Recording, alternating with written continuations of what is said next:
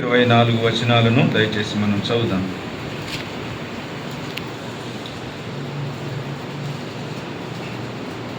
కొరింథీయులకు రాసిన మొదటి పత్రిక 11వ అధ్యాయం 23 నుంచి కొన్ని వచనాలు చదువుదామండి. అందరం కలిసి చదువుదాం. నేను మీకు అప్పగించిన దానిని ప్రభు వల్ల పొందితిని. ప్రభు అయిన యేసు తాను అప్పగింపబడిన రాత్రి ఒక రొట్టెనెత్తుకొని కృతజ్ఞతాస్తుతులు చెల్లించి దానిని విరిచి, ఇది మీ కొరకైన నా శరీరం, నన్ను జ్ఞాపకము చేసుకొనుటకై దీన్ని చేయుడని చెప్పాను. ఆ ప్రకారమే భోజనమైన పిమ్మట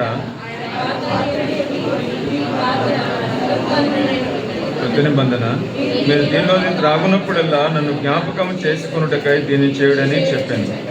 మీరు ఈ రొట్టెను తిని ఈ పాత్రలోని త్రాగునప్పుడల్లా ప్రభు వచ్చే వరకు ఆయన మరణమును ప్రచురించుదురు. కాబట్టి ఎవడు అయోగ్యముగా ప్రభు యొక్క రొట్టెను తినునో లేక ఆయన పాత్రలోనిది త్రాగునో వాడు ప్రభు యొక్క శరీరమును గురించి రక్తమును గురించి అపరాధియగు. చదువు. కాబట్టి ప్రతి మనుషుడును తను తాను పరీక్షించుకునవలను, అలాగూ చేసి ఆ రొట్టెను తిని ఆ పాత్రలోని త్రాగవలెను. చాలండి. మన వాక్య ధ్యానం కొరకై కీర్తనలు 127వ కీర్తన దగ్గరికి వద్దాం. మన వాక్య ధ్యానం కోసం 127వ కీర్తన మొదటి 2 వచనాలు మనం చదువుదామండి. మొదటి 2 వచనాలు మనం చదువుదాం. ప్రార్థన పూర్వకంగా చదువుదాం, చక్కగా అర్థం చేసుకుందాం. దయచేసి ఇదివరకు ఎన్నోసార్లు వినుంటారు, మీరు కూడా చదివి ఉంటారు. చదువుదాం. యెహోవా ఇల్లు కట్టించని ఎడల దాన్ని కట్టువారి ప్రయాసము వ్యర్థమే. యెహోవా పట్టణమును కాపాడని ఎడల దాని కావలి కాయి వారు మేలుకొని ఉండుట వ్యర్థమే. మీరు వేకువనే లేచి చాలా రాత్రి అయిన తర్వాత పండుకొనుచు కష్టార్జితమైన ఆహారము తినుచుంట వ్యర్థమే. తన ప్రియులు నిద్రించుచుండగా ఆయన వారికి ఇచ్చుచున్నాడు. చాలండి. ప్రభు ఈ లేఖన భాగాల్ని దీవించి ఆశీర్వదించును గాక. చిన్న ప్రార్థన చేసుకుందామండి. మా ప్రియమైన తండ్రి, మా రక్షకుడమైన దేవ, సజీవుడమైన తండ్రి, మీ విలువైన మీ ప్రశస్తమైన నామమును బట్టి ఈ మధ్యాహ్న కాల సమయంలో ఆరాధించుటలో మీరు మాకెంతో సహాయపడుతూ వచ్చారు. నీ వర్తమానం, నీ వాక్యాన్ని మీరు మాకు అనుగ్రహిస్తూ వచ్చినందుకై స్తోత్రాలు. మంచి గ్రహింపుతో నీ వాక్యము మా జీవితంలో అన్వయించుకొని ఆరాధించుటలో, మా క్రీస్తును పూజించుటలో మీరు ఇచ్చిన కృపను బట్టి వందనాలు. తూర్పు దేశ జ్ఞానులే కాదు, మేము కూడా మా హృదయమని, మా జీవితం అనే తలుపులు మరి తెరచి ప్రభు బంగారముగా, సాంబ్రాణిగా, బోలంగా మీకు మమ్మల్ని మేము సమర్పించుకోవడానికి, మమ్మల్ని మేము ఆరాధించుటకు నీ వాక్యం ద్వారా మమ్మల్ని సిద్ధపరుస్తూ వచ్చినందుకై స్తోత్రాలు. తిరిగి ప్రభా మీ బలలో మేము ప్రవేశించడానికి ముందుగా నీ వాక్యాన్ని మేము చదివాం. కొన్ని తలంపులు, కొన్ని హెచ్చరికలు నీ వాక్య వెలుగులో మీరు మాకు దయచేయండి. మా తండ్రి, ఎన్నోసార్లు మేము త్రుట్టిల్లుతున్నాం, ఎన్నోసార్లు పడిపోతున్నాం. అయితే క్రైస్తవ జీవితం అనేది అది కాదు. మీ మా మరణ పర్యాంతం వరకు, మీ రాకడ వరకు ఎలా జీవించాలో, ఎలాగున మీ బల్లను ఎలా జ్ఞాపకం చేసుకోని తిని త్రాగాలో ఈ వాక్యం ద్వారా మీరు మాతో కొన్ని హెచ్చరికలు మాకు అనుగ్రహించు ప్రభా. ఎవరం కూడా నిద్రపోకుండా చక్కగా నీ దైవ సాన్నిధ్యాన్ని మేము అనుభవించినట్లు మమ్మల్ని సిద్ధపరచండి తండ్రి. నీ వాక్యాన్ని మీరు మాకు దయచేయండి. వందనాలు చెల్లిస్తూ నన్ను నేను బలిపీఠ మీద పెట్టుకుంటున్న నాలో కాలు చేయము. నీ వాక్యం చేత నింపండి. నీ వాక్యాన్ని బయలుపరచండి. నీ మాట మీరు పలకవలసిన మాటలే నేను పలుకున్నట్లుగా సిద్ధపరచండి. యేసుక్రీస్తు నామములో ప్రార్థించి స్తుతించి అడిగి వేడుకుంటున్నాం తండ్రి, ఆమేన్.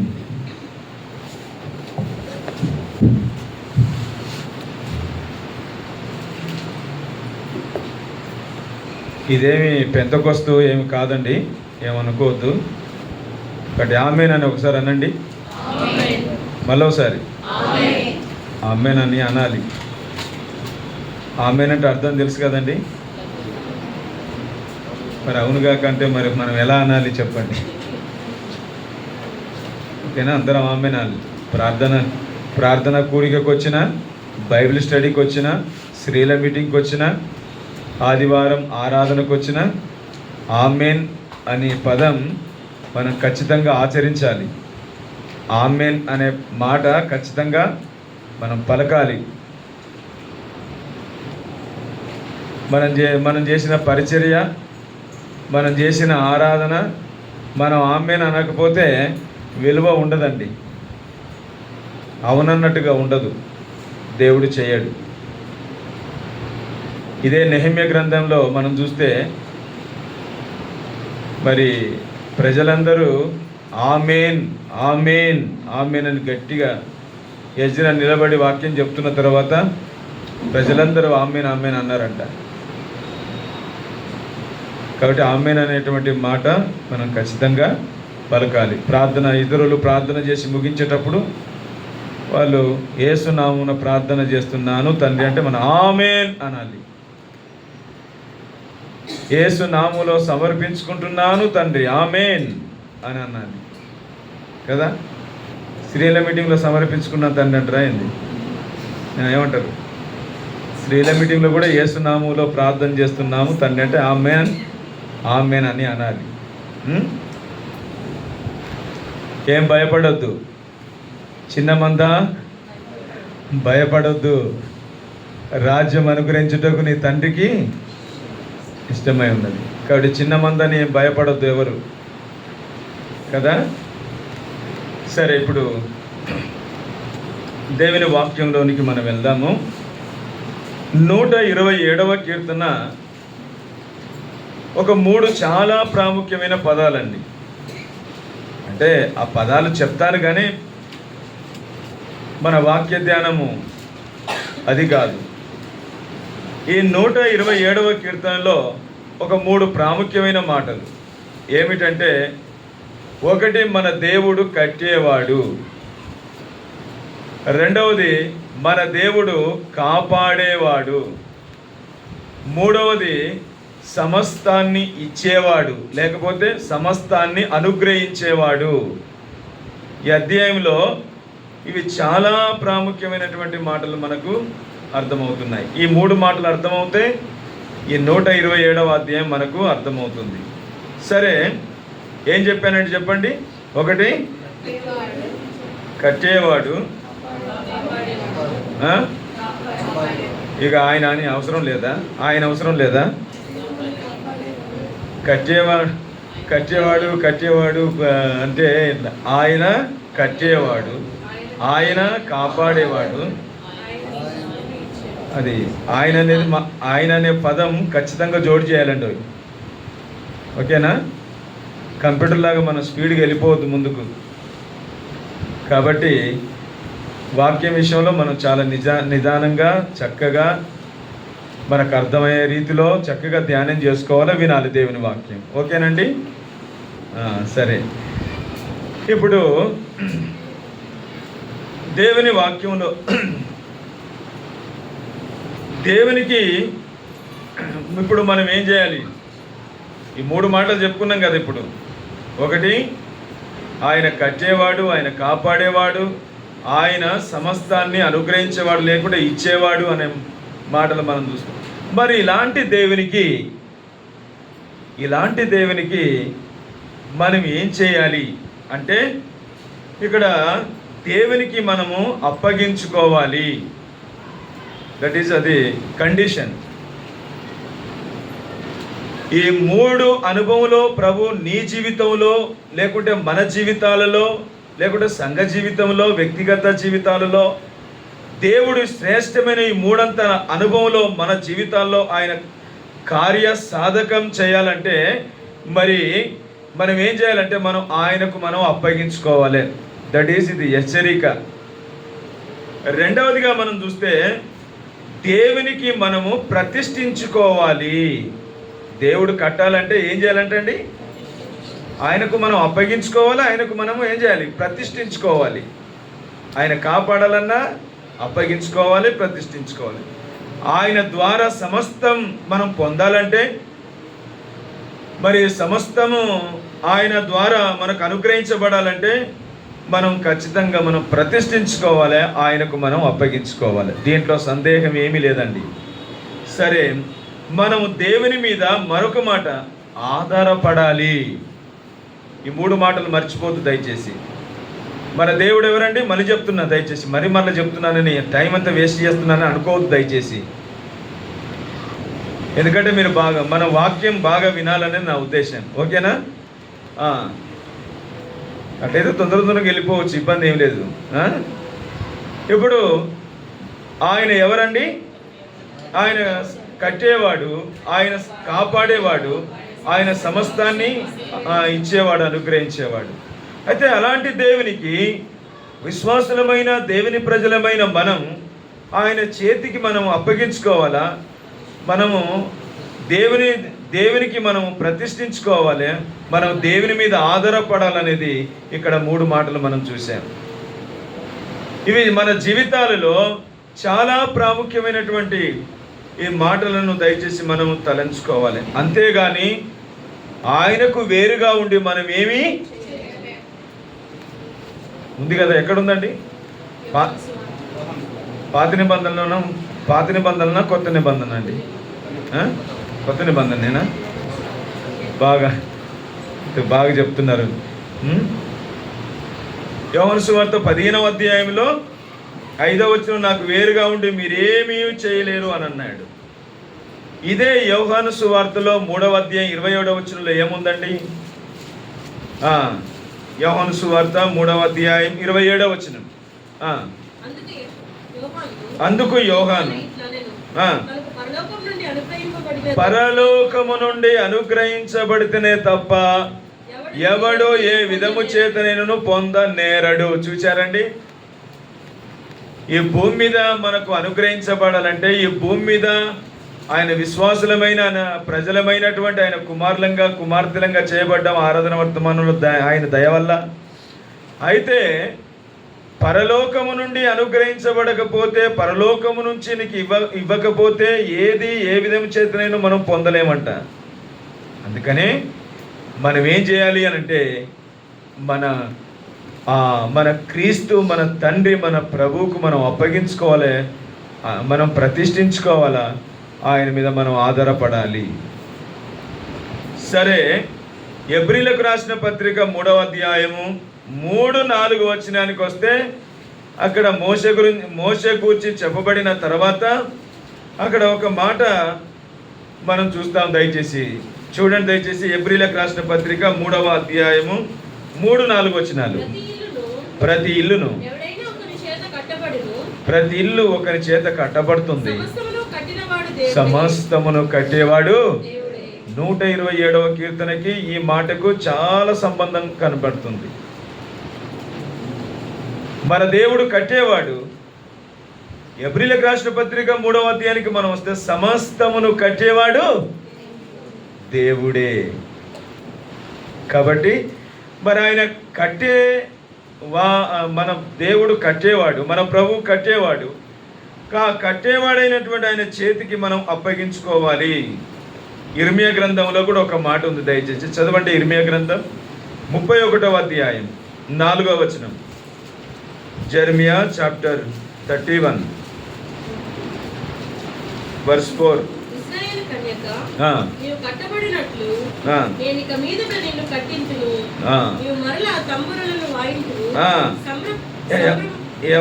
ఈ మాటకు అర్థం ఏంటిదంటే, వ్యక్తిగతంగా మనం కట్టబడాలి, తర్వాత సంఘంగా కట్టబడాలి, కుటుంబంగా కట్టబడాలి. ఇది చాలా ప్రాముఖ్యమైనటువంటి హెచ్చరిక.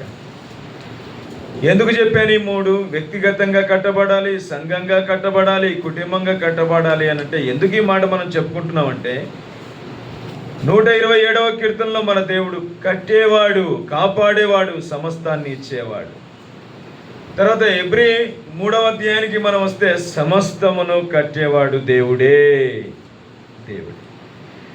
అంటే ఈ లోకములో మనమందరము కూడా వ్యక్తిగతంగా ఆత్మీయంగా మనం కట్టబడాలండి, ఆత్మీయంగా పెంచబడాలి, ఆత్మీయతలో కట్టబడాలి.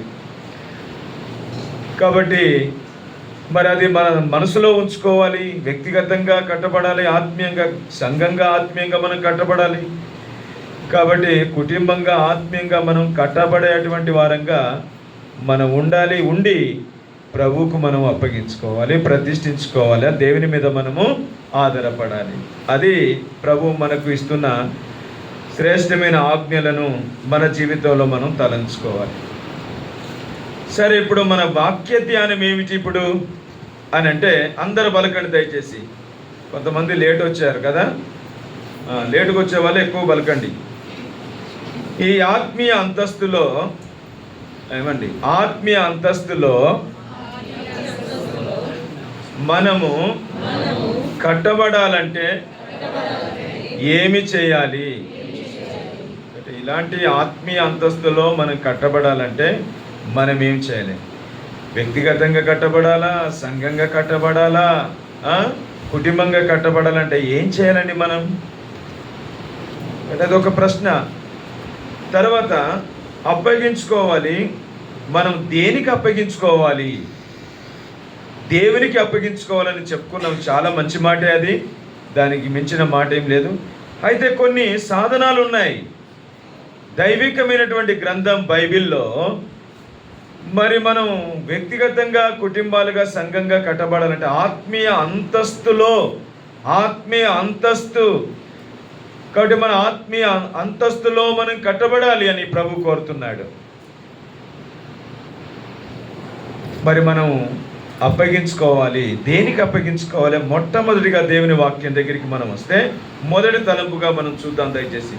అప్పగించుకోవాలంటే దేనికి అప్పగించుకోవాలి మనం? రండి, రోమీలకు రాసిన పత్రిక 8వ అధ్యాయము 13వ వచనం దయచేసి రండి.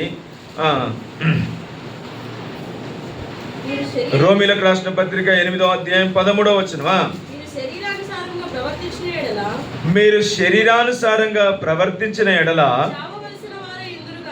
శావవలసిన వారై ఉందురు గాని ఆత్మచేత శరీర క్రియలను చంపిన ఎడల జీవించెదరు. ఇక్కడ ఆత్మ అననే మాట ఇక్కడ రాయబడి ఉంది. ఆత్మానుసారంగా నడుచుకోవాలి, మీకు జీవం ఉంటుంది, మీరు బ్రతుకుతారు అనేటువంటి మాటలు ఇక్కడ కనబడుతున్నాయి. అయితే అప్పగించుకోవాలి, దట్ ఈస్ హెచ్చరిక. మరి దేనికి మనం అప్పగించుకోవాలి అనే ప్రశ్న వేసుకుంటే జవాబు ఇక్కడ రాయబడి ఉంది కదా. పరిశుద్ధాత్మకు మనం అప్పగించుకోవాలి. ఎవరికి అప్పగించుకోవాలండి? ఇప్పుడు ఎవరున్నారండి? పరిశుద్ధాత్ముడు ఉన్నాడు. తండ్రి అయిన దేవుడు యెహోవా దేవుడేమో మన పితరుల కాలంలో పరిపాలించాడు. ఆయన పరిపాలన చాలా అద్భుతమైనటువంటి పరిపాలన. ఆయన్నే ఉంటే కనుక ఈనాడు నువ్వు జెర్సీలో ఉండేది కాదు, మనం ఉండేవాళ్ళం కాదు. వింటున్నారా? ఆయన అంత నిష్ట కలిగిన వాడు. తండ్రి అయిన యెహోవా దేవుడు నిష్ట కలిగిన వాడు. ఆయన ఎక్కువగా పరిశుద్ధతకు ఎక్కువగా ప్రాముఖ్యత ఇచ్చాడు. మీరు పాత నిబంధన మొత్తం చదువుకోండి. పరిశుద్ధత అంటే ఆయనకి ఎంతో ఇష్టం. పరిశుద్ధులుగా జీవించేవారంటే ఆయనకి ఎంతో ఇష్టం. పరిశుద్ధత లేకపోతే వెంటనే అగ్ని కురిపించేవాడు అంతే. వాళ్ళు విశ్వాసులైనా, ఇస్రాయేల్ అయినా, యూదులైనా, మరొకరై ఎవరైనా, యాజకులైనా, ఎవరి మీదైనా గంతే సంగతులు ఉండేది. అప్పుడు అంత నిష్టగా జీవించాలి. అప్పుడు ఆ దినాల గురించి పాత నిబంధన చదువుతుంటే చాలా భయం వేస్తుంది ఈనాడు మనకి. ఇలా అనేకులు చనిపోతున్నారని ఏం చేశాడు? తన కుమారుడైన యేసుక్రీస్తు ప్రభువారిని పంపించాడు కదా. పాట పాడాం కదా ఆరాధనలో. ఏ పాట పాడని చెప్పండి? త్రియేకుని దేవదేవుని కొనియాడదాం, అవిరత త్రియేక దేవుని స్తోత్రము చేసేదాం. కాబట్టి త్రియేక దేవుడు, ఆయన కుమారుడైన యేసుక్రీస్తు. న్యూ టెస్టిమెంట్ అంతా కూడా మన కుమారుడైన యేసుక్రీస్తు ప్రభుని గురించి మనం చూస్తాం. అయితే యేసు ప్రభు వారు వచ్చాడు, మనం ఆరాధనలో చూసుకున్నట్టు ఆయన మనకు శిలువలో శాపమయ్యాడు, ప్రాణం దారపోశాడు, శిలువలో మరణించాడు, తిరిగి మరి పాపం కొరకై చేయవలసిన కార్యాన్ని భూమి మీద సమాప్తం చేశాడు, తండ్రి దగ్గరికి వెళ్ళిపోయాడు. మన కొరకు నిత్యం ఈ విజ్ఞాపన చేస్తున్నాడు. అంటే కొంచెం అర్థమయ్యేటట్టు చెప్తున్నానండి దయచేసి. ఇప్పుడు ఆయన నిత్యం మన కొరకు విజ్ఞాపన చేస్తున్నాడు. మన పిల్లలు రక్షణ పొందడానికి, ఇంకా మన బంధువులు రక్షణ పొందడానికి, ఇంకా మనం ఆత్మీయంగా ఇంకా ఎదగడానికి, ఇంకా ఆత్మీయంగా కట్టబడడానికి, మనము మన కుటుంబాలు, మన సంఘాలు వ్యక్తిగతంగా ఇంకా మనం కట్టబడాలని, ఇంకా మనం ఎదగాలని ఆయన ప్రభు అయిన యేసుక్రీస్తు వారు మన కొరకు నిత్యం తండ్రి కుడిపార్శ్వం దగ్గర కూర్చొని మన కొరకు నిత్య విజ్ఞాపన చేస్తున్నాడు. ఇది మన క్రీస్తు గురించి, మన ప్రభుని గురించి.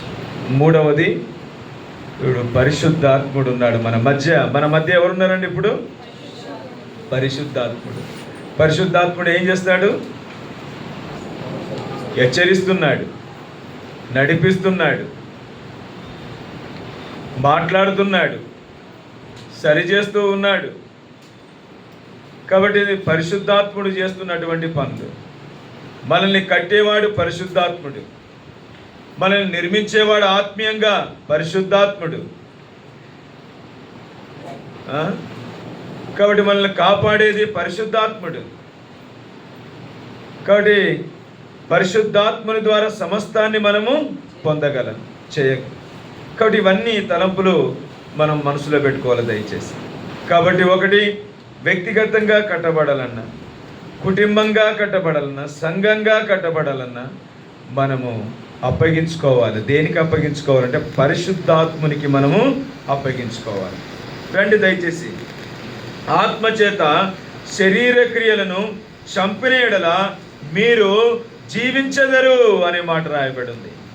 చూడండి, పరిశుద్ధాత్మునికి అప్పగిస్తే శరీరం మనలో ఉండదు, శరీర కార్యాలు ఉండవు, మృతమైనటువంటి జీవితం అనేది ఉండదు మనలో. కాబట్టి మనం శరీర క్రియలను చంపివేయాలి, పరిశుద్ధాత్మునికి అప్పగించుకొని మనం బ్రతకాలని ప్రభు కోరుతున్నాడు. ఆత్మీయంగా మనం కట్టబడినటువంటి అనుభవంలోనికి, ఎదుగుదలలోనికి, అంతస్తులోనికి మనం రావాలని ప్రభు కోరుతున్నాడు. కాబట్టి ఈనాడు చాలామంది శరీర సంబంధమైన క్రియలు ఎక్కువైపోతున్నాయి, ఆత్మ సంబంధమైన క్రియలు చాలా తగ్గిపోతున్నాయి. ఈనాడు మన జీవితాల్లో కూడా, ఎక్కడ సంఘాల్లో చూసినా అట్లే ఉన్నది, జీవితాల్లో చూసినా, వ్యక్తిగతంగా కుటుంబాల్లో చూసినా అదే పరిస్థితి మనకి ఇక్కడ కనబడుతూ ఉంది. అందుకు మన క్షేమం కొరకై, మన పురుకొలుపు నిమిత్తమై, మన ఉద్యోగం నిమిత్తమై మనం ఆత్మీయంగా ఆ ఆత్మీయ అంతస్తులో మనం కట్టబడాలని ప్రభు కోరుతున్నాడు. అయితే మనం పరిశుద్ధాత్మకు అప్పగించుకుంటే మనం జీవిస్తాం. తర్వాత అక్కడ 14వ వచనం, రోమా 8వ అధ్యాయం 14వ వచనంలో పరిశుద్ధాత్మకు అప్పగించుకుంటే దేవుని కుమారులంగా మనం ఉంటాం. తర్వాత ఇంకా మనం చూస్తే ప్రార్థన క్రీస్తుతోటి వారసుల. కాబట్టి ప్రార్థన చేద్దాం, క్రీస్తుకు వారసులం, క్రీస్తుతోటి వారసులంగా మనం చేయబడుతున్నాం. 4వ వచనంలో, గలతీ 5వ అధ్యాయం 25వ వచనానికి మనం వస్తే క్రమముగా నడుచుకుంటా, క్రమమును గురించి అక్కడ మాట్లాడుతూ వచ్చాడు. ఒకసారి చదవండి దయచేసి. గలతీ 5వ అధ్యాయం 25వ వచనం.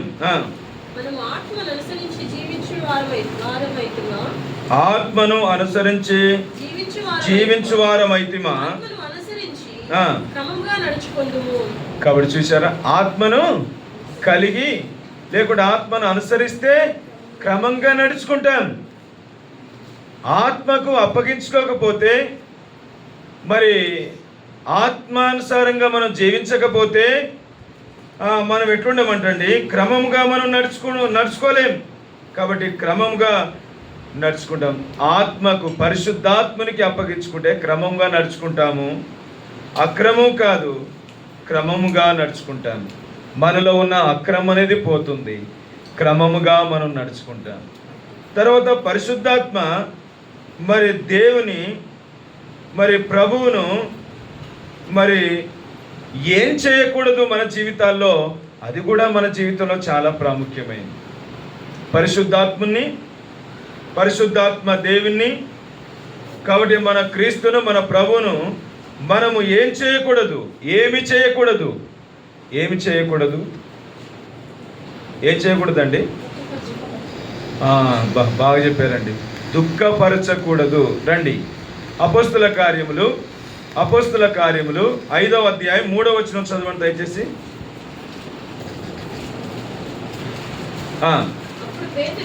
అప్పుడు పేతురు అననీయ భూమి వెలలో కొంత దాచుకొని పరిశుద్ధాత్ముని మోసగించొద్దు. చాలండి. అననీయ సఫీరా దినాలలో కాలాలలో పరిశుద్ధాత్మ దేవుని ఏం చేశారంటండి? వాళ్ళు మోసగించారంట. ఇక్కడ పరిశుద్ధాత్మను మోసగించవద్దు. దట్ ఈస్ మన హెచ్చరిక. ఇది ఏం చేయొద్దండి? పరిశుద్ధాత్మ దేవుని, మన ప్రభువుని మనం ఏం చేయకూడదు. కాబట్టి పరిశుద్ధాత్మ దేవుడు మనల్ని ఏం చేస్తాడు? పరిశుద్ధాత్మనికి అప్పగించుకుని జీవిస్తే మనం జీవిస్తాం. తర్వాత పరిశుద్ధాత్మనికి అప్పగించుకుంటే దేవుని కుమారులంగా ఉంటాం, కుమార్తెలంగా ఉంటాం. కాబట్టి పరిశుద్ధాత్మకు మనం ప్రార్థన చేస్తే క్రీస్తుతోడి వారసులంగా ఉండబోతున్నాం. తర్వాత ఇది ఆత్మీయంగా మనం కట్టుకునే జీవితం, ఆత్మీయంగా అంతస్తులో ఎదిగేటువంటి అనుభవాన్ని మనకు తెలియజేస్తుంది. క్రమముగా నడుచుకుంటాం, అక్రమము కాదు, క్రమము కలిగి మనం నడుచుకోవాలి. ఇది మన ఆత్మీయ అంతస్తును మనకు దేవుడు తెలియజేస్తున్నాడు. ఆత్మీయంగా కట్టుకునేటువంటి జీవితం గూర్చిన హెచ్చరిక దేవుడు ఇక్కడ మనకు తెలియజేస్తున్నాడు. పరిశుద్ధాత్మ దేవుని, ప్రభుని మన జీవితంలో మనం ఏం చేయొద్దు అనంటే మనం మోసగించొద్దు. దేవుడు వెక్కిరింపబడడు, పరిశుద్ధాత్ముడు ఎక్కిరింపబడడు. కాబట్టి మనమే ఎక్కిరింపబాలు అవుతాం. కాబట్టి ఇక్కడ తలంచుకుందాం దయచేసి. అననీయ సఫీరాలు, దైవజనుడైనటువంటి పేతురు వెళ్ళాడు. అమ్మా ఏమిటి? అమ్మిన దాంట్లో నుంచి కొంత మీరు దాచుకున్నారు, ఎందుకు మీరు పరిశుద్ధాత్మని మోసగిస్తున్నారు? హెచ్చరించారు. కాబట్టి దైవజనుని ద్వారా అననీయాను సఫీరాను దేవుడు పేతురు ద్వారా దేవుడు వారిని హెచ్చరిస్తూ వచ్చాడు.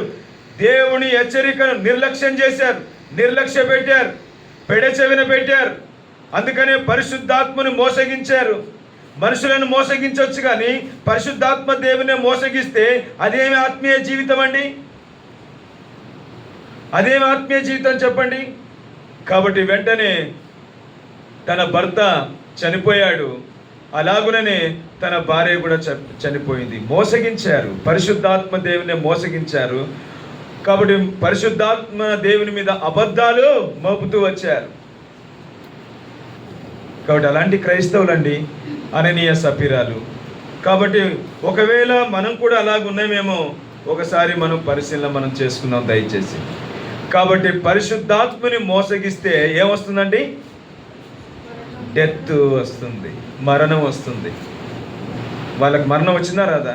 కాబట్టి కనీసం నా భర్త చనిపోయాడు, అననీయ చనిపోయాడు, మరి నేనన్నా బతుకుంటానని సఫీరన్న ఆమె కూడా కనీసం ఆమె ఆలోచన చేయాలి. కానీ ఆమె కూడా అంతే. ఇద్దరు అబద్ధానికి, పరిశుద్ధాత్మని మోసగించడానికి ఇద్దరు ఏకీభవించారు. ఇద్దరు ఏకీభవిస్తే ఏమైంది? మరణం తెచ్చుకున్నారు. ఎంత తీరని నష్టాన్ని వారు పొందుతూ వచ్చారు. కాబట్టి పరిశుద్ధాత్మ దేవునికి మనం అప్పగించుకోవాలి, ఆధారపడాలి, ప్రతిష్ఠించుకోవాలి. ఆ ప్రకారంగా జీవిస్తే మన ఆత్మీయ అంతస్తులో మనం చక్కగా కట్టబడతామండి. అంతేగాని పరిశుద్ధాత్మ దేవుని మన జీవితాల ద్వారా, మన ఆత్మీయ అంతస్తు ద్వారా ఆయన ఎక్కడ మనం మోసం చేయొద్దు, మోసగించవద్దు. అననీయ సఫీరాల వలె ఒకవేళ అలా చేస్తున్నామేమో దయచేసి ఒకసారి మనం పరిశీలన చేసుకుందాం. 9వ వచనానికి వస్తే పరిశుద్ధాత్మను శోధించవద్దు. ఒకటి మోసగించవద్దు, రెండవది శోధించవద్దు. మరణం వచ్చింది. ఎందుకు నువ్వు మరణించావమ్మా అంటే ఆమె కూడా మరణించింది. కాబట్టి చూడండి ఎన్ని విధాలుగా ఉన్నాయి. పరిశుద్ధాత్మ దేవుని మనం ఏం చేయొద్దు? మోసగించొద్దు, శోధించొద్దు. శోధించేది ఎవరండి? శోధించేది ఎవరండి? కొంచెం గట్టిగా చెప్పండి. దేవుడు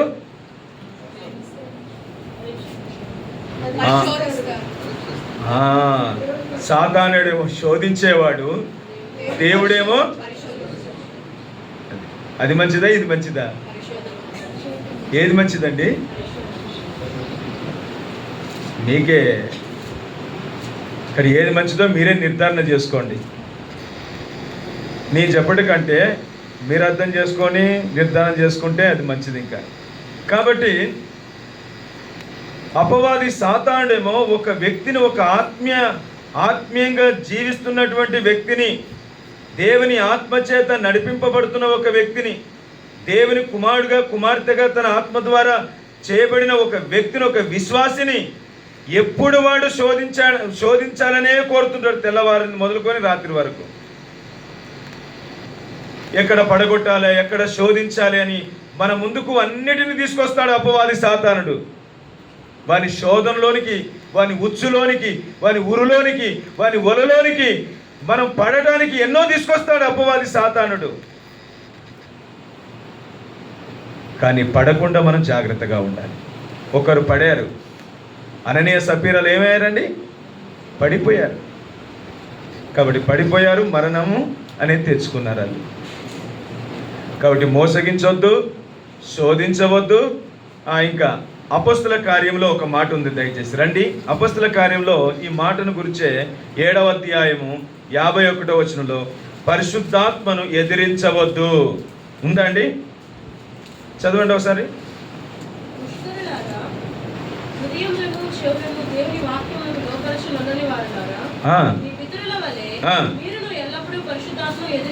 కాబట్టి మీరు మీ పితరుల వలె మీరు ఎల్లప్పుడూ పరిశుద్ధాత్మని ఏం చేస్తున్నారు? మీరు ఎదురిస్తూనే వస్తున్నారు. ఇంకా కనీసం ఏదైనా మారు మనసు పొందుతారంటే పొందటం లేదు, ఏదైనా మాట వింటారంటే మాట వినటం లేదు.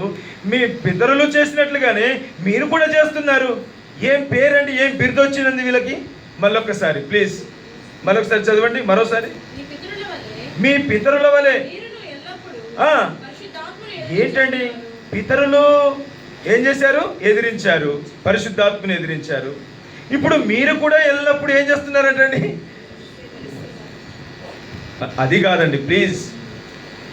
దేవుని ప్రజలమైన, విశ్వాసులమైన, స్వరక్తమిచ్చి సంపాదించబడిన మనం అందరం కూడా ఒక ఫ్యామిలీ, ఒక కుటుంబంగా చేయబడ్డాం, ఒక సంఘంగా మనం చేయబడ్డాం, ఒక కుటుంబంగా చేయబడ్డాం. కాబట్టి వ్యక్తిగతంగా, కుటుంబాలుగా, సంఘంగా మన జీవితంలో మనం ఎక్కడ దేవుని పరిశుద్ధాత్మను మోసగిస్తున్నావో పరిశీలన చేసుకున్నాం. పరిశుద్ధాత్మ దేవుని నీ జీవితంలో ఎక్కడ శోధిస్తున్నావో ఒకసారి పరిశీలన చేసుకున్నాం. తర్వాత పరిశుద్ధాత్మ దేవుని ఎక్కడ నీ జీవితాన్ని బట్టో, నువ్వు చేసే క్రియలను బట్టో, నువ్వు చేసే పనులను బట్టో ఎక్కడ ఎదిరిస్తున్నావో ఒకసారి దయచేసి మనం పరిశీలన చేసుకుందాం. చూడండి, దేవుని వాక్యంలో మనం చూస్తే, నువ్వు దేవుని పరిశుద్ధాత్మను దుఃఖపరచకుడి. మీరు చెప్పారు కదండి ముందుగా, ఎక్కడ ఉంటుందో అది కదా, బైబిల్నే ఉంటుందండి, బైబిల్నే ఉంటుంది. ఎఫెసీయులకు రాసిన పత్రిక 4:30 అండి. 4:30 చదువుతారా?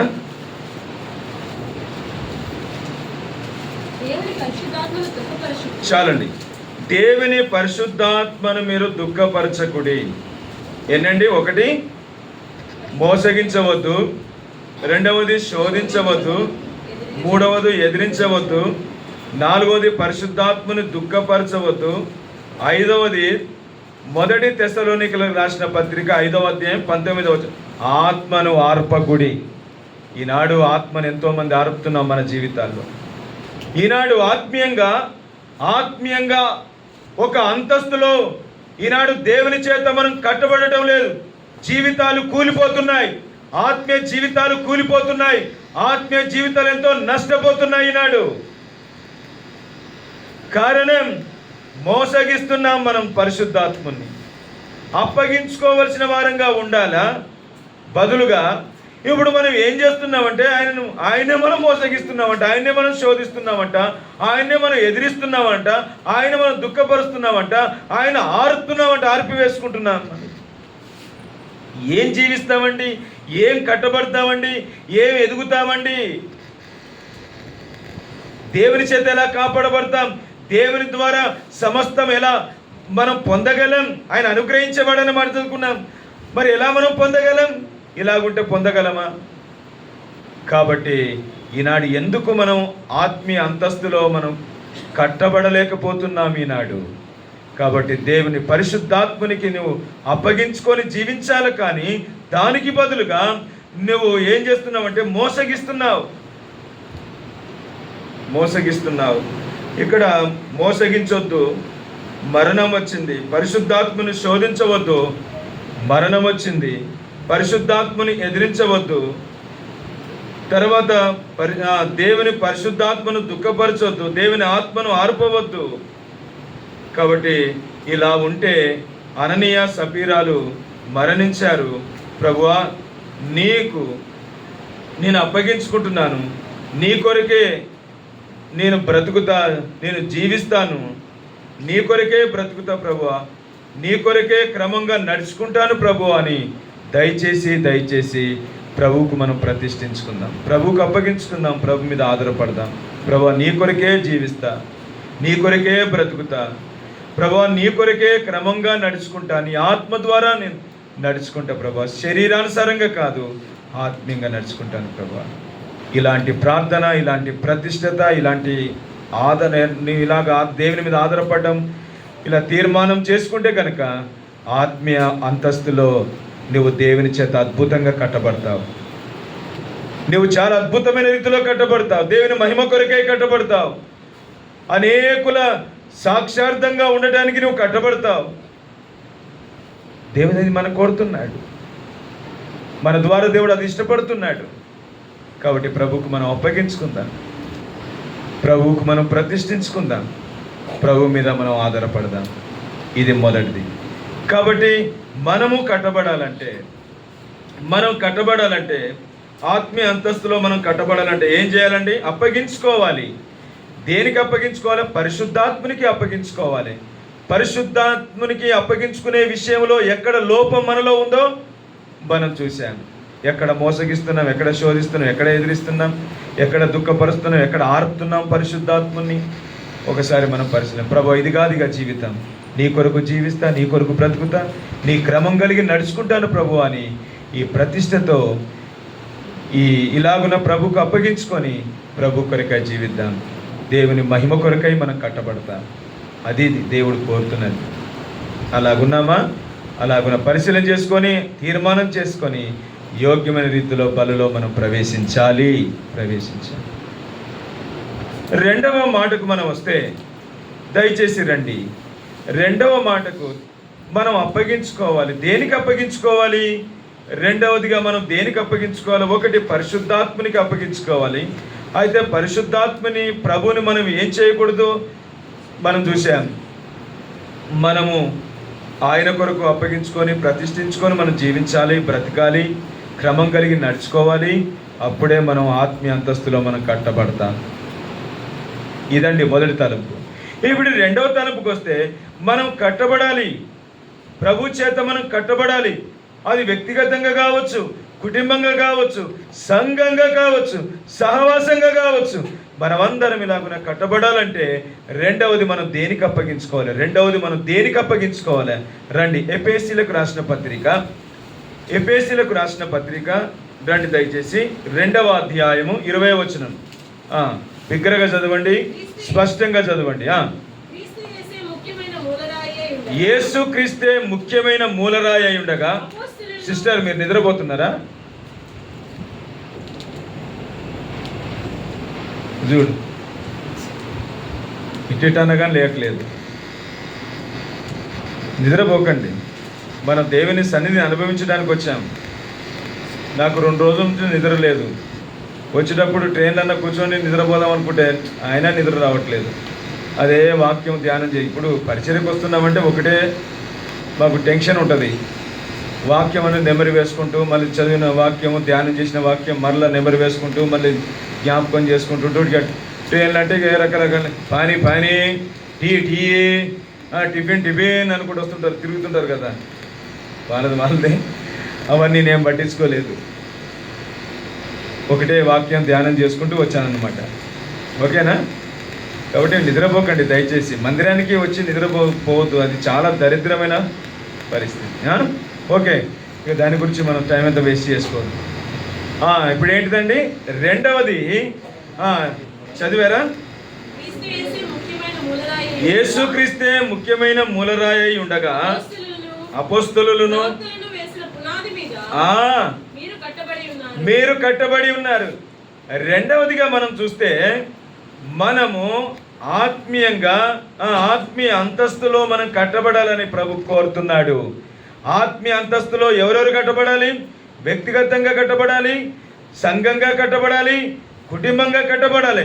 అలాగున కట్టబడాలంటే మొట్టమొదటిగా పరిశుద్ధాత్మ దేవునికి, ప్రభువుకు మనం అప్పగించుకోవాలి, ప్రతిష్ఠించుకోవాలి, ఆయన మీద మనం ఆధారపడాలనే మాట మనం నేర్చుకుంటూ వచ్చాం. కాబట్టి పరిశుద్ధాత్మ దేవుని మన విషయంలో మనం ఎక్కడ ఎదిరిస్తున్నాం, ఎక్కడ మోసగిస్తున్నాం, ఎక్కడ శోధిస్తున్నాం, ఎక్కడ దుఃఖిస్తున్నాం, ఎక్కడ ఆరుతున్నాం అనేది మనం పరిశీలన చేసుకోవాలి. ఇలాగ చేస్తే మనం కట్టబడలేము. అయితే మనం కట్టబడాలంటే ప్రభు నీ కొరకే జీవిస్తాను, నీ కొరకే బ్రతుకుతాను, నీ కొరకే క్రమం కలిగి నడుచుకుంటాను ప్రభు. ఇది మన ప్రార్థన, ఇది మన ప్రతిష్టత, ఇది మన యొక్క తీర్మానమై ఉండాలి. అలాంటి తీర్మానంతో మనం బలలో మనం ప్రవేశించాలి. అది ప్రభు కోరుతున్నాడు. అయోగ్యంగా కాదు, యోగ్యమైన రీతిలో దేవుని వాక్యపు వెలుగుల్లో. రెండవది ఆత్మీయ అంతస్తులో మనం కట్టబడాలంటే రెండవది ఏంటిదంటండి?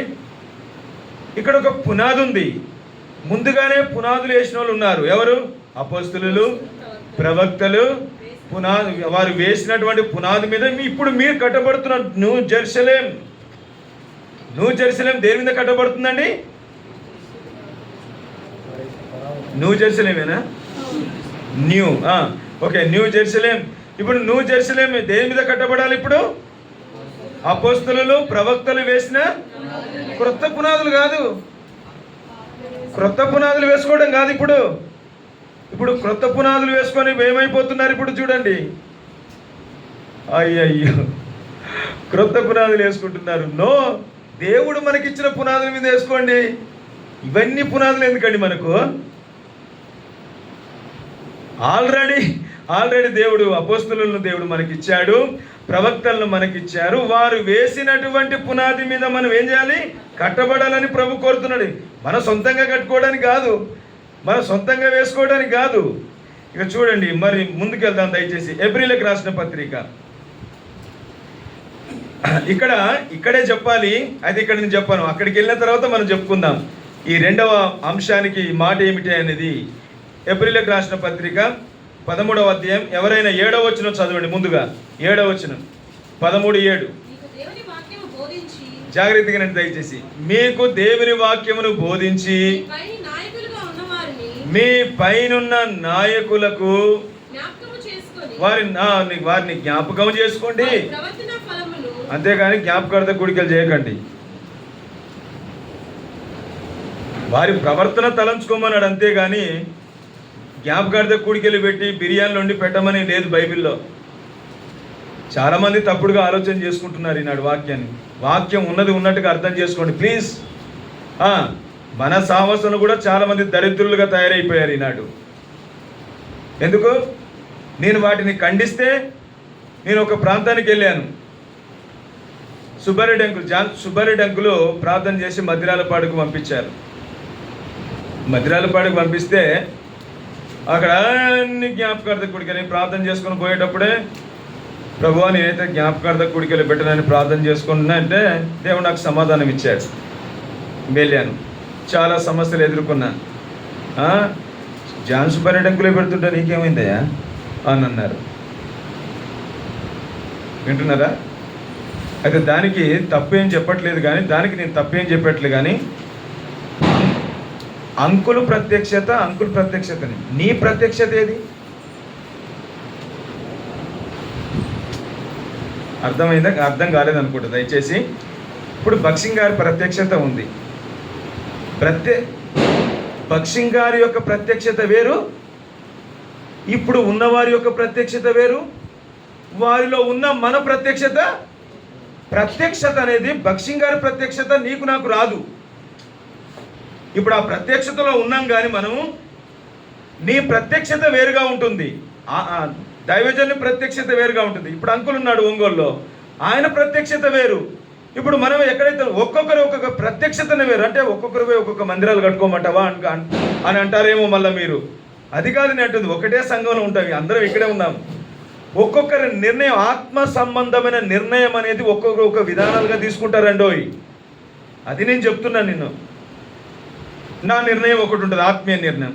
కొంచెం మీ దగ్గరికి వస్తే అక్క మీ నిర్ణయం ఏంటంటే, వారు అంటే ఒక్కొక్కరి వాళ్ళ ప్రత్యక్షత నాకు రాదు, నా ప్రత్యక్షత నీకు రాదు. ఒక ప్రత్యక్షత దేవుడిచ్చినప్పుడు ఆ ప్రత్యక్షతలో మనం ఖచ్చితంగా నిలిచి ఉండాలి. వెళ్తే అయ్యా దేవుడు నాకు ఇచ్చిన ప్రత్యక్షత ఇది, ఎవరు పెట్టుకుంటేందా, భక్సింగ్ గారు వచ్చి పెడితేంది, పలానా వచ్చి పెడితేంది, వేరే వాళ్ళు వచ్చి పెడితేంది, వాళ్ళది కాదు. నా ప్రత్యక్షత దేవుడు నాకు ఇచ్చాడు, నేను ఆ ప్రత్యక్షతను తొలగను. పెట్టొద్దని దేవుడు నాకు సమాధానం ఇచ్చాడు, నిన్ను పెట్టను. ఇదే వాక్యం చదివారండి. ఒక ఊరు నుంచి వచ్చారు చాలామంది, అంటే వాళ్ళ బంధువులు ఆ ఊర్లో ఉంటారు కాబట్టి వాళ్ళ ఊరు నుంచి వచ్చేది అందరూ వచ్చారు. 10 మంది దాకా వస్తే అడిగారు, ఎందుకు పెట్టనంటున్నావు, వాక్యములో ఉంది కదా, వాక్యంలో రాయబడి ఉంది కదా అని అంటున్నారు. ప్లీజ్ ఆగండి, కొంచెం ఆగండి. చెప్పండి, ఎక్కడుంది చెప్పండి, కొంచెం బైబిల్ తీసి చెప్పండి అనేసరికి ఏం వాక్యం గుర్తు చేశారు చెప్పండి? నీతిమంతులను జ్ఞాపకం చేసుకునుట ఆశీర్వాదకరము. చూడండి, అంటున్నారు విశ్వాసులు ఈనాడు. ఓకే కదండి? వాక్యం చాలా రూట్లు ఉంటాయండి, ఒకటే పట్టుకొని విరేలాడొద్దు. మనం కూడా వాక్యం ఒకటే ఉందని విరేలాడబడుతుంటారు చాలామంది, ఇదే అనుకుంటారు చాలామంది. బావిలో ఉన్న కప్పలాగా ఇదే నా సర్వము, అదే ఆకాశం అనుకుంటుందంట ఆ బావిలో ఉండేంత వరకు. కాబట్టి అది కాదండి, బావిలో నుంచి బయటకు వచ్చిన తర్వాత కప్ప, ఓ ఇంత పెద్ద ఆకాశమా, ఓ ఇంత పెద్ద భూమా, ఏంది ఆ బావిలో నుంచి, ఆ గోతిలో నుంచి బయటకు వచ్చిన తర్వాత కప్ప, ఆ గొయ్యి అంతా నిండిన తర్వాత, నీళ్లతో నింపబడిన తర్వాత కప్ప బయటకు వచ్చి చూస్తే, ఓ ఇంత పెద్ద ఆకాశమా. అప్పుడు అర్థమవుతుంది మరి ఆకాశం. మనం లోపల బావిలోనే ఉంటే అర్థం కాదు మనకి. దయచేసి ఒకసారి ఆలోచన చేయాలి. ఈ మాట గుర్తు చేస్తే ఇక అందుకనేలే అందరు ఇదే వాక్యం చెప్తున్నారులే, బయట పెంతకొస్తలు అదే అంటున్నారు, మారు మనసు లేని పాస్టర్ అదే చెప్తున్నాడు వాక్యం. రక్షణ లేని పాస్టర్లు అక్కడ స్టేజీలు కట్టి నిలబడి, ఫ్లెక్సీలు కట్టి, వాళ్ళ ఫోటోలు పెట్టి నీతిమంతుల్ని జ్ఞాపకం చేసుకుంటే ఆశీర్వాదం. ఏం నీతిమంతులండి? అప్పుడే నేను ఈ వాక్యం చెప్పాను. ఏ వాక్యం? ఇప్పుడు మీరు చదివారు కదా 13:7. మీ పైన నాయకులు వారు ఎలా అనుసరించారు, వారు ఎలా జీవించారు, వాళ్ళ నడక ఏంటిది, వారి ఆత్మీయ అంతస్తు ఎలాంటిది, వారి ఆత్మీయంగా ఎలా కట్టబడ్డారు, వాటిని తలంచుకొని ఆ ప్రకారంగా జీవించమన్నాడు. కానీ మీటింగ్ పెట్టి పొలా వండి పిలిచి అందరినీ పిలిచి పెట్టాలని అది కాదండి. అసలు మీరేమనుకుంటారు చెప్పండి ప్లీజ్, మీరేమనుకుంటున్నారండి? సరే, మీరేమని అనుకోండి, మన వాక్య ధ్యానంలో కొనుక్కొద్దాం. మీ పైనున్న నాయకులు అని అన్నాడు ఇక్కడ. ఇప్పుడు 17వ వచనం చదవండి. 17వ వచనం, ఎబ్రీ 13:17.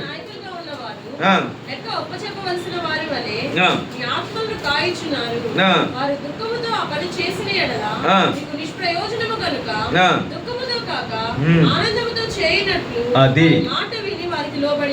కాబట్టి ఇప్పుడు చెప్తున్నా, ఎవరికి మనం అప్పగించుకోవాలంటే, ఆత్మీయ అంతస్తులో మనం కట్టబడాలంటే, దేవుని చేత మనం కట్టబడాలంటే, రెండవది మనం ఎవరికి అప్పగించుకోవాలంటే అండి, ఎవరికి అప్పగించుకోవాలంటే చెప్పండి. చాలా చక్కటి మాట చెప్పారండి. మనకు పైనున్న నాయకులు. మనము అపోస్తల కార్యంలో ఏం చదివామండి?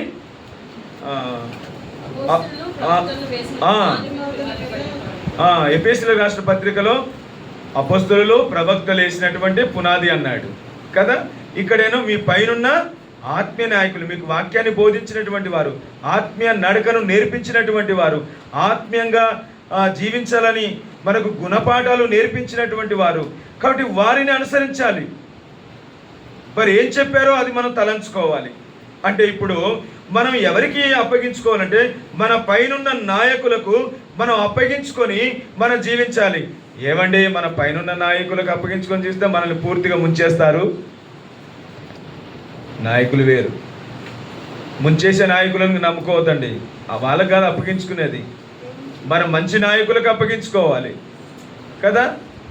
మనం కొంతకాలం అటు ఈ పరిస్థితుల్లో ఇప్పుడు ఏం జరుగుతుంది చెప్పండి. మన సహవాసంలో కొంతమంది ఆయన వైపు వెళ్తున్నారు, కొంతమంది ఈయన వైపు వెళ్తున్నారు, కొంతమంది ఆయన అని అప్పగించుకొని అట్లా వెళ్ళిపోతున్నారు అనమాట. సరే, మంచిదే, వెళ్ళని కదా. అయితే అభిషేకించబడినటువంటి వారు ఎవరో కాదు, ఏదో 4 మాటలు 4 ముచ్చట్లు నేర్చుకునేటువంటి నాయకులు కాదండి. అభిషేకించబడినటువంటి నాయకులు. తర్వాత అట్టి సేవను గూర్చి, దేవుని ప్రత్యక్షతను గూర్చి, దేవుని క్రమమును గూర్చి నడిచేటువంటి అట్టి నాయకులను మనం ఎంపిక చేసుకోవాలి.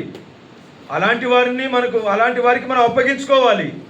అప్పుడు పరిచర్య ఉంటుంది, ఆత్మీయంగా ఎదుగుతాం, ఆత్మీయంగా కట్టబడతాం, ఆత్మీయ సత్యాల చేత బోధించబడుతూ కాబట్టి అద్భుతంగా దినదినం మనము ఎదగగలం. దేవుని వాక్యం మనకు అదే బోధిస్తుంది. అందుకే కదండి ఎఫెసీయులకు రాసిన పత్రిక 4:13 రాయబడి ఉంది, కాపరులు గాను ఉపదేశకులు గాను. ఆ మాట చదవండి దయచేసి ప్లీజ్. ఎఫెసీయులకు రాసిన పత్రిక 4:13 సమయం అవుతుంది.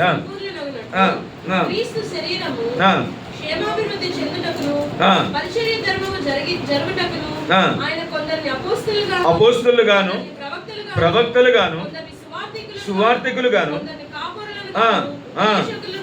ఉపదేశకులు గాను నియమించెను. ఎవరండి వారు? వీళ్ళంతా ఎవరండి? ఎన్ని రకాలు ఉన్నారండి? 5 4? చెప్పండి మళ్ళీ. 1 అదంతా చెప్పకండి అమ్మా. అపోస్తలులు గాను, 2వది ప్రవక్తలు, సువార్తికులు, 3వది 4 కాపరులు, ఉపదేశకులు. కాబట్టి ఇక్కడ 6. వారు ఎవరు మరి అని అంటే ఇది ఈ రీతిగా రాయబడి ఏమని మరి వారు ఎవరు అని అంటే ఏంటిది? మళ్ళీ ఇప్పుడు అపోస్తులు అనుకుంటే, ప్రవక్తలు అనుకుంటే, ఉపదేశకులు అనుకుంటే, కాపర్లు అనుకుంటే, అధ్యక్షులు అనుకుంటే, ఇవన్నీ ఇక్కడ క్లారిటీగా రాయబడిందిగా. అర్థమయ్యేటట్టు మళ్ళీ వీళ్ళు ఎవరు అని అంటున్నావు? అవును, ప్రశ్న వేస్తున్నా. ఎవరు వారు అని అంటే ఎవరు వారు ఎవరు అంటే కొరింథీయులకు రాసిన 2వ పత్రిక 10వ అధ్యాయము దయచేసి రండి. 8వ వచనం. కొరింథీయులకు రాసిన 2వ పత్రిక 10వ అధ్యాయం 8వ వచనం. ఎవరండి వారు? ఆ ప్రవక్తలు ఎవరు? ఆ ఉపదేశకులు ఎవరు? ఆ కాపర్లు ఎవరు? ఆ అపోస్తలులు ఎవరు? చూడండి.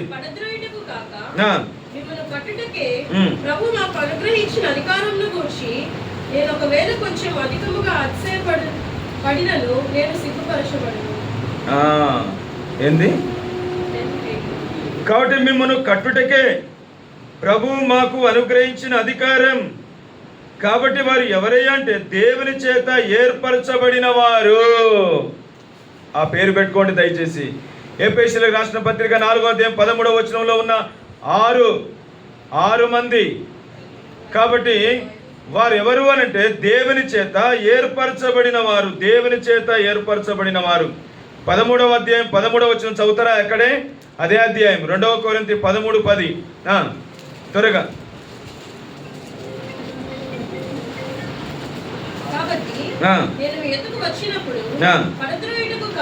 పడద్రోయుటకు కాక మిమ్మల్ని కట్టుటకే అధికారము చొప్పున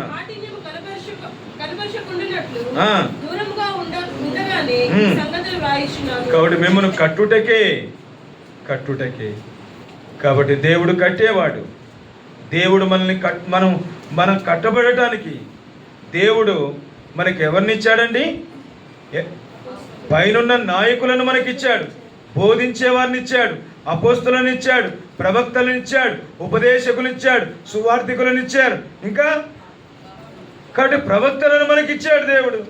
ఇవన్నీ మనం చూస్తాం కదా. మనము ఆత్మీయంగా కట్టడానికి దేవుని సేవకులను మనకిస్తున్నాడు, దేవుని సంఘంలో పెద్దల్ని మనకిస్తున్నాడు, పరిచారకులు మనకి ఆయా వరాలు, ఆయా టాలెంట్స్ పర్సన్స్ను దేవుడు మనకిస్తున్నాడు సంఘానికి. ఎందుకో మనం కట్టబడడానికి, సంఘంగా కట్టబడటానికి, ఆత్మీయంగా కట్టబడటానికి, ఆత్మీయ అంతస్తులో మనం కట్టబడటానికి దేవుడు వీళ్ళందరినీ మనకిస్తున్నాడు. మనం కట్టబడటానికి. కాబట్టి వారి మాట మనం వినాలి, ఆ ప్రకారంగా మనము నడుచుకోవాలి. కాబట్టి వారు దుఃఖముతో చేస్తే ఏం ప్రయోజనం ఉండదు, మనం ఆత్మీయంగా కట్టబడలేము. కాబట్టి మనం చూద్దాం మన ప్రవక్తలను, మన అపోస్తులను, మన ఉపదేశకులను, మన సువార్థికులను మనం చూద్దాం. ఇవన్నీ సంఘానికి, నీ జీవితానికి ఎందుకు ఇస్తున్నాడంటే నువ్వు ఆత్మీయంగా కట్టుకోవడానికి దేవుడిచ్చిన బెనిఫిట్స్ ఇవి. సంఘానికి ఇచ్చిన బెనిఫిట్స్ ఇవి. ఆత్మీయంగా నువ్వు కట్టబడడానికి ఇస్తున్న బెనిఫిట్స్ ఇవి. కాబట్టి వాటిని మనం ఉల్లంఘించకూడదు. కాబట్టి వాటి మీదకి మనం రావాలి. కాబట్టి మీ పైనున్న నాయకులకు మనం ఏం చేసుకోవాలంటండి? అప్పగించుకోవాలి. దినవృత్తాంత గ్రంథానికి మనం వెళ్తే మీ ప్రవక్తలను నమ్ముకొనుడి ఏమంటాడండి? ప్రవక్తలు చెప్పినట్టే రాజులు సైతం భయపడ్డారు.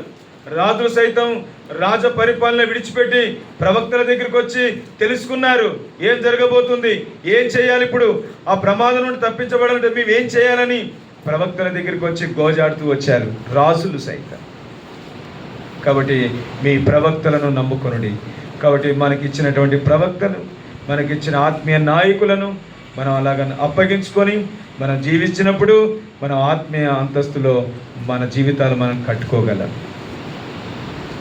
ఒకసారి దయచేసి మనం తలంచుకుందాం. దయచేసి మూడవదిగా మనం చూస్తే, మూడవదిగా మనం కట్టబడటానికి త్వరగా వెళ్ళిపోదాం. దయచేసి ఒక 2 చెప్పుకొని మనం ప్రార్థన చేద్దాం. మత్తయి సువార్త 12వ అధ్యాయం 50వ వచనం. మత్తయి సువార్త 12వ అధ్యాయం 50వ వచనం. దయచేసి రండి. తన శిష్యుల వైపు చెయ్యి చాపి, ఇదిగో నా తల్లియు నా సహోదరులను, పరలోకమందున నా తండ్రి చిత్తము చొప్పున చేయువాడే నా సహోదరుడును, నా సహోదరియు, నా తల్లియు నన్ను. కాబట్టి ఎంత మళ్ళీ చదవండి దయచేసి. పరలోకమందున నా తండ్రి చిత్తము చొప్పున చేయువాడే నా సహోదరుడును, నా సహోదరియు. తన శిష్యుల వైపు చెయ్యి చాపి, ఇదిగో నా తల్లియు, ఇదిగో నా తల్లియు, నా సహోదరులను, పరలోకమందున నా తండ్రి చిత్తము చొప్పున చేయువాడే నా సహోదరుడును, నా సహోదరియు, నా తల్లి. కాబట్టి ఇప్పుడు మనం కట్టబడడానికి మూడవ సాధనం ఏంటిది? మనం దేనికి అప్పగించుకోవాలి? ఒకటి మన పైనున్న నాయకులకు అప్పగించుకోవాలని రెండవదిగా తెలుసుకున్నాం. ఇప్పుడు మూడవదిగా మనం ఆత్మీయంగా కట్టబడాలంటే, ఆత్మీయంగా దినదినం మనం నిర్మించబడేటువంటి అనుభవంలో ఉండాలంటే మూడవది దేవుని చిత్తానికి మనం అప్పగించుకోవాలి. మూడవది ఏంటి చెప్పండి? దేవుని చిత్తమునకు మనం అప్పగించుకోవాలని. దావీదు ఏమంటాడు? 40వ కీర్తన 8వ వచనం. కీర్తనలు 40వ అధ్యాయం 8వ వచనం. దేవా నీ చిత్తము నెరవేర్చుట నాకు ఏంటిదండి? దుఃఖం, వేదన అన్నాడా? దేవుని చిత్తము చేయడం అనేది దట్ ఈస్ ఎంజాయ్, జాయ్నెస్ఫుల్. కాబట్టి దేవుని వాక్యం మనకి ఏం బోధిస్తుంది అంటే, మూడవది మనం కట్టబడాలంటే మన ఆత్మీయ అంతస్తులో మనం దేనికి అప్పగించుకోవాలి? మూడవది అనంటే దేవుని చిత్తానికి మనము అప్పగించుకోవాలి. దేవుని చిత్తము చేయటం అనేది నా జీవితంలో అది ఎంతో ఆశీర్వాదకరమైనది, ఆశీర్వాదాన్ని మనకు చూపిస్తుంది. దయచేసి ఆ ప్రకారంగా తలంచుకుందాం. నిర్గమకాండానికి మనం వెళ్తే 3వ అధ్యాయం 4వ వచనానికి వెళ్తే, మోషే మోషే అని దేవుడు ఒక వైపు నుంచి పిలుస్తూ ఉంటుంటే చిత్తము చిత్తము చిత్తమని చెప్పాడు. కాబట్టి మోషే దేవుని చిత్తానికి అప్పగించుకున్నాడు. నువ్వు ఏది ఆజ్ఞాపిస్తావో, నువ్వు ఏది చేయమని చెప్తావో అది చేయడానికి నేను సిద్ధంగా ఉన్నాను దేవా, ప్రభువా అని మోషే తాను పలుకుతున్నాడు. అది దేవుని చిత్తం. దేవుని చిత్తం అంటే ఏంటిదండి? దేవుడు ఏదైతే మనల్ని ప్రేమించి ఏదైతే హెచ్చరిస్తున్నాడో, ఏమి చేయమని చెప్తున్నాడో, దేవుని మాట విని ఆ ప్రకారంగా చేయడమే దేవుని చిత్తం అండి.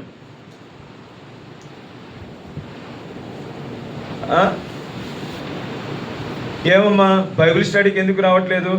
దేవుని చిత్తం అయితే వస్తా అంటావా?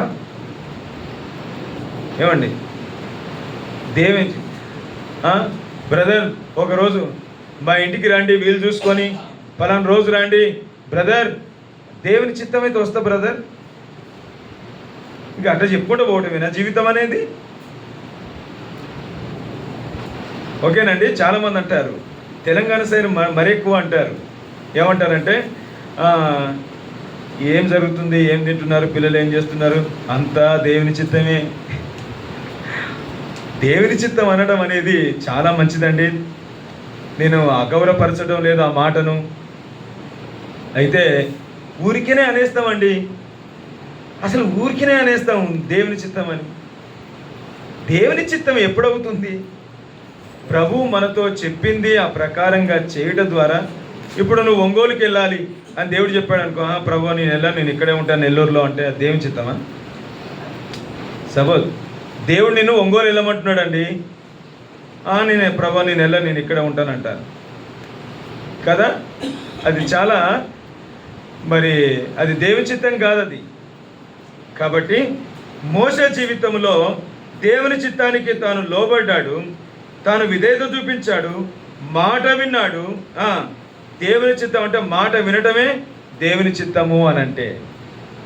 కాబట్టి దేవుని చిత్తాన్ని కనుక్కున్నాడు. హోరేబు పర్వతం మీద, సీనాయి పర్వతం మీదకి దేవుడు తీసుకొని వెళ్ళాడు. అక్కడ ఒక మరి దేవుని చిత్తాన్ని ఎరిగినాడు. ఆ సీనాయి పర్వతం మీదకి దేవుడు తీసుకొని వెళ్ళాడు. మోషలో ఉందంతా ఖాళీ చేశాడు దేవుడు.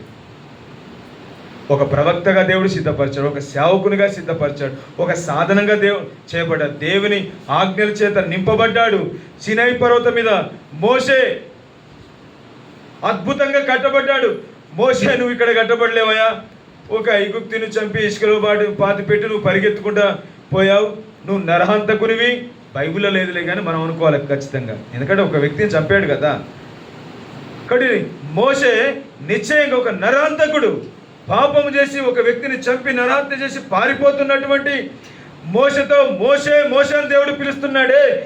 కాబట్టి నరహంతకుడైన మోషే దేవుని చిత్తానికి లోబడ్డాడు, దేవుని చిత్తం దగ్గర ఆగిపోయాడు.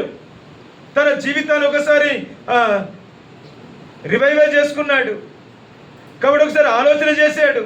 కాబట్టి ఆ సీనాయి పర్వతం మీద దేవుడు తీసుకొని పోయి అక్కడ దేవుడు అతన్ని సిద్ధపరిచాడు, సాధనమయ్యాడు, ప్రవక్తగా తాను చేయబడ్డాడు.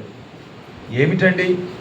కాబట్టి ఈనాడు దేవుని చిత్తం మనం ఏం అప్పగించుకుంటున్నాం, మనం ఏ విధంగా అవుతున్నాము? ప్రవక్తలం అవుతున్నామా? ఏమండి? దేవుని కొరకు ప్రయోజకులుగా వాడబడుతున్నామా? దేవుని చిత్తానికి మనం అప్పగించుకుంటే దేవుడు అద్భుతంగా, దేవుడు మనల్ని అద్భుతమైన సాధనాలుగా దేవుడు చేయగలడు.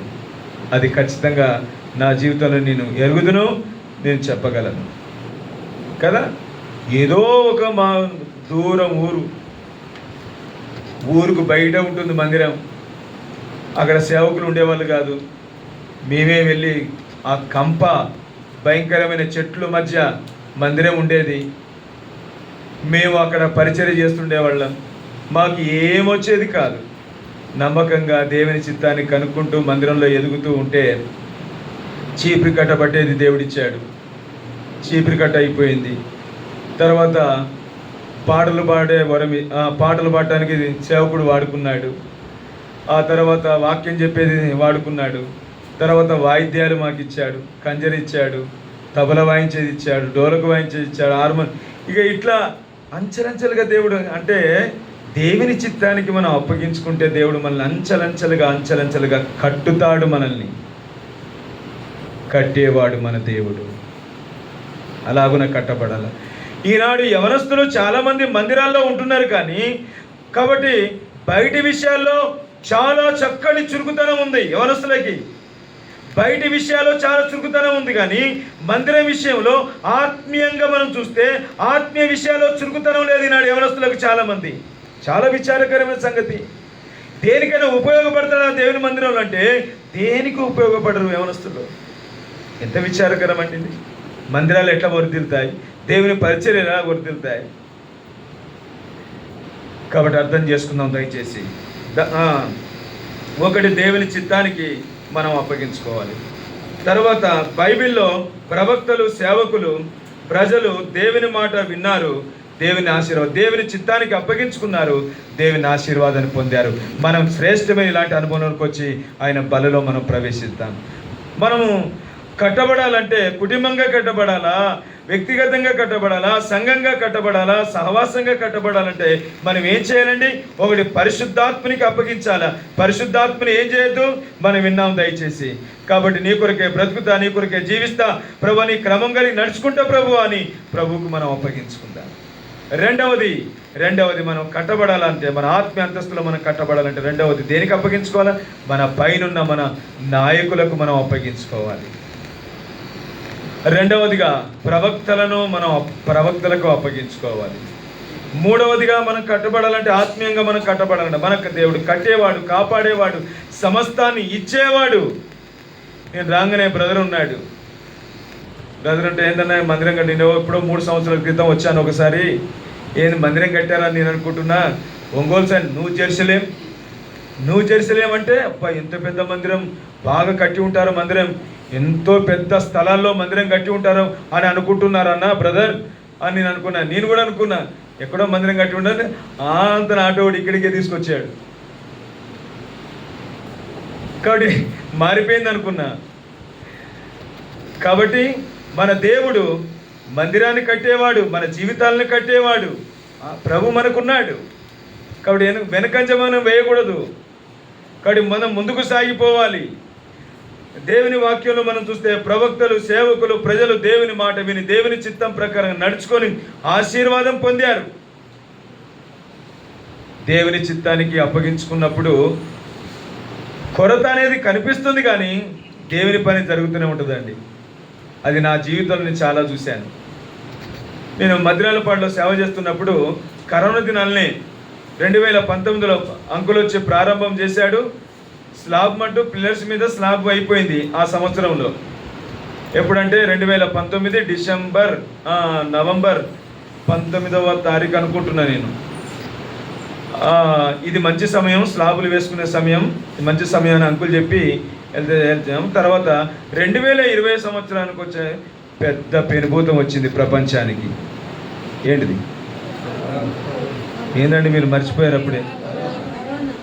కరోనా కదా. ఇక కరోనాలో కూడా దేవుడు సహాయం చేస్తూ వచ్చాడు. సరే, మీరు నన్ను తిట్టుకుంటారు, సమయం అవుతుంది కాబట్టి మూడవది ఏంటిదండి? మూడవది ఏంటండి? దేవుని చిత్తానుసారంగా నడుచుకోవాలి, దేవుని చిత్తానికి అప్పగించుకోవాలి. దేవా నీ చిత్తము నెరవేర్చడం నాకు సంతోషం. కాబట్టి దేవుని మాటలు, దేవుని వాక్యానుసారంగా మనం దేవుని వాక్యానికి అప్పగించుకుందాం, దేవుని మాటలకు అప్పగించుకుందాం. అదే దేవుని చిత్తము చేయడం అనేది. అలాగున మనం అప్పగించుకున్నప్పుడు ఆనాడు ప్రవక్తలు అలాగున అప్పగించుకున్నారు దేవుని చిత్తానికి, అద్భుతమైన రీతిలో కట్టబడ్డారు, దేవుని ఆశీర్వాదం పొందుతూ వచ్చారు. దేవుని ప్రేమ, దేవుని రాకడ సమీపంలో ఉన్నాం. మనం కట్టబడదాం. ఆత్మీయ అంతస్తులో మనం కట్టబడాలి. వ్యక్తిగతంగా కట్టబడాలి, కుటుంబంగా కట్టబడాలి, సంఘంగా, సహవాసంగా మనం కట్టబడాలని ప్రభువు కోరుతున్నాడు.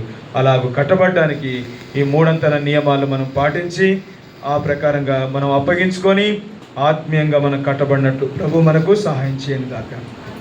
ప్రార్థన చేసుకుందాం. మోకాళ్ళ మీదకి వద్దాం దయచేసి.